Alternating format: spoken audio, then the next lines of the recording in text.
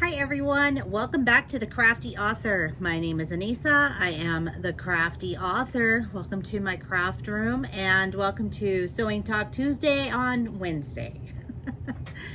So I had hoped to get this video up yesterday, but life got in the way. So I'm putting it up today.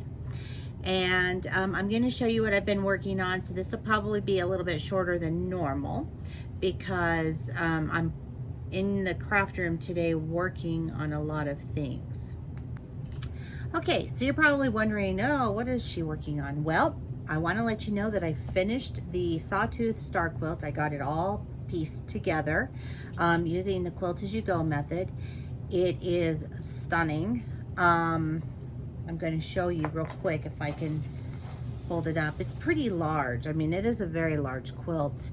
And the thing with this quilt is, though, that I discovered when I was putting it together, after I had everything sewn together, put together, I realized that I didn't put one of the rows on correctly. It should have been reversed, and so it kind of threw off my pattern a little bit. I had two options.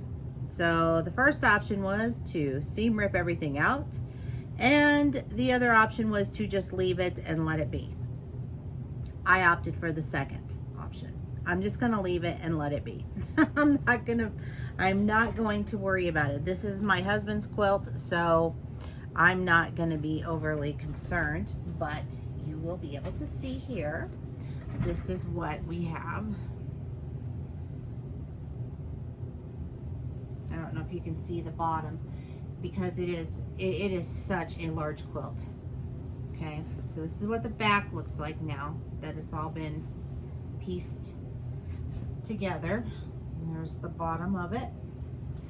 So it's really big. It's beautiful. I love it. It turned out amazing. It really, really did. So I ran out of fabric. I started to work on the borders for this quilt and realized that I had run out of my main fabric. This quilt has taken a lot of fabric, and I think it's because I incorporated this in the front, in the back, and used it for the stripping as well, for the sashing. Sorry, not stripping, sashing. And so yeah, it's taken a lot of fabric.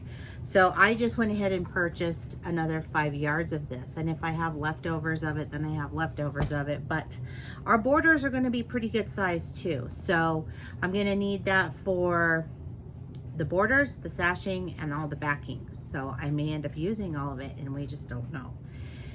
So it's always better to buy more than less, because boy, oh boy, let me tell you, once again, I got real lucky that Hobby Lobby still had this fabric, because if they hadn't, I don't know what I would have done. I would have had to improvise, but and that's fine. Sometimes you have to do that, but I just really miscalculated on my measurements for the fabric.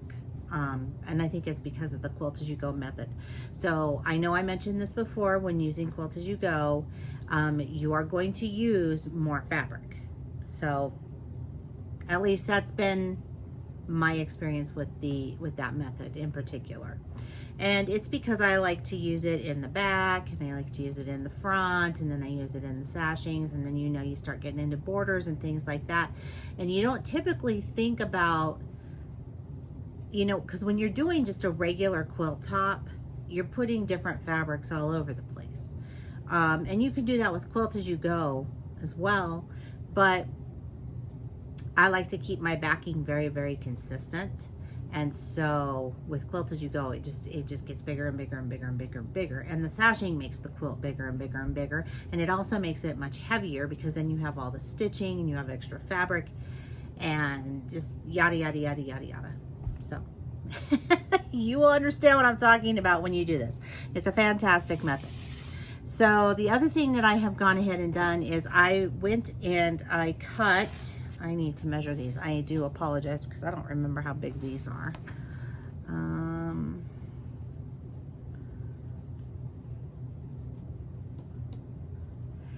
So these are 5.5 by 3-inch rectangles. I did cut these with my AccuQuilt. I have a die that cuts 2 at a time, not 2 at a time, yes, 2 at a time. And I just put 6 layers of cotton on there and cut them all. And this is leftover squares from the quilt, from these blocks here. And so I just cut them. And this is what I'm gonna make the border with. Well, one of the borders. So, and I just sewed these together and then I just pressed them. Okay, so nothing fancy there. Now, I will go over how I did this more in depth when I start doing the quilt as you go and showing you how to do the border attachments. But I just wanted to show them to you, what I've been working on. So, and these are for the 2 longer sides of the quilt.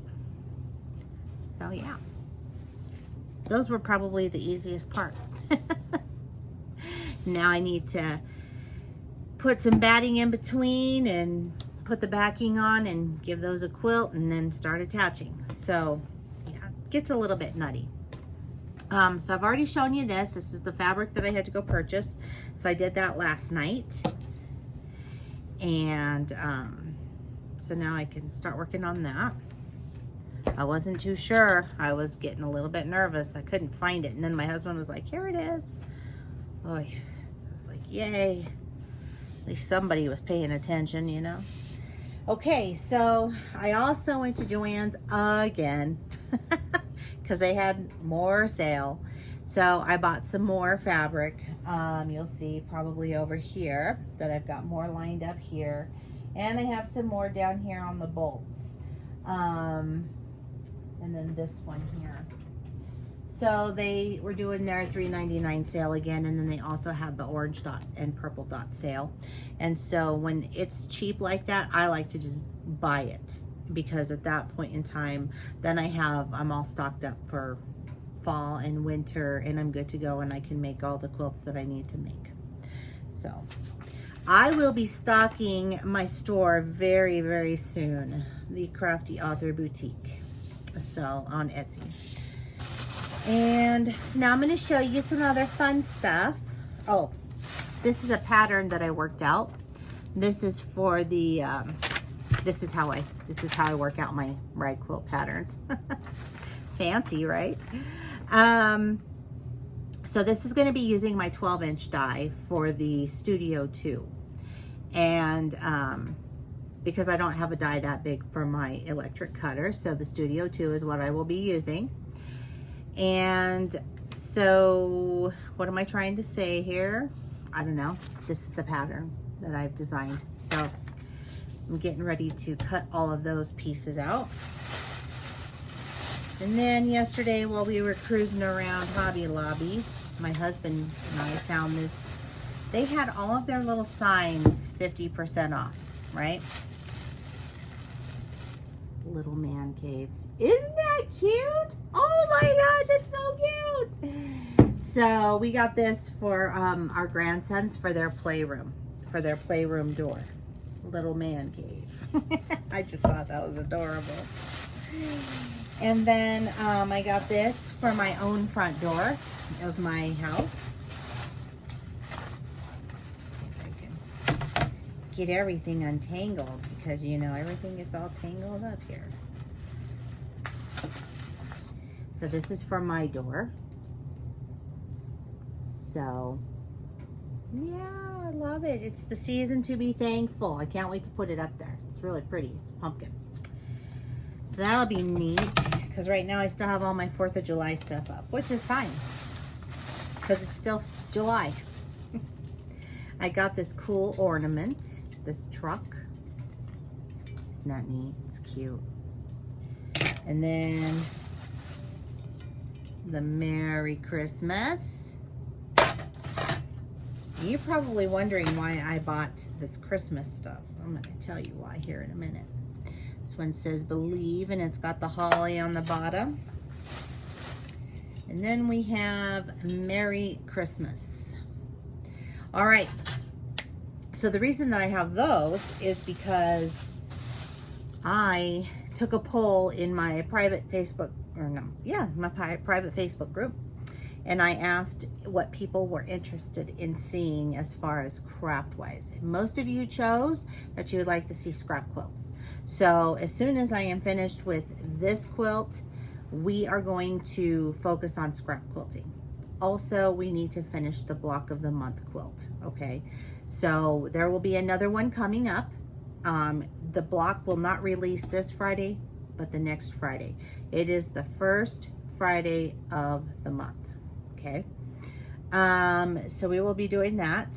And then also I'm going to be teaching you how to make wreaths. There was a lot of interest in making holiday wreaths.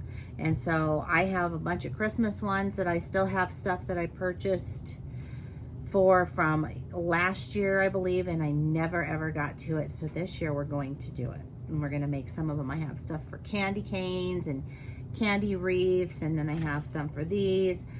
I haven't decided if I'm going to sell them on Etsy or if I'm only going to sell locally, because they are beautiful. They turn out amazing, and I don't know what shipping on something like that would cost at this point in time. So that's something that I'm looking into. So if anybody's interested in that, then they would be able to purchase that. So lots of stuff. And so that's really it. I mean, there's not much going on other than that. I'm just working on the rag quilts, like I've told you. I'm getting ready to cut this one because I want to make a sample and see what that turns out like, because I haven't made a 12-inch block quilt yet. This one will finish at 36 by 60, so it should be about that perfect crib size. The other ones that I make that are crib size are also about the same, but they have more squares in them and they're smaller. So it's the 8.5-inch square as opposed to the 12-inch square. So I'm really curious to see how this is all going to turn out. I still have those that I need to finish up, those 3 rag quilts that I need to sew. Everything's cut, and that is it. So if you'd like to follow me on social media, the links are down below in the description box. Don't forget to give this video a thumbs up, a like, and if you'd like to share it, that'd be great, because sharing is caring. And don't forget to subscribe to my channel. You'll get notified each and every time that I upload a new awesomely cool video, and we have fun here. And keep on crafting, and I will see you guys next time. Bye-bye.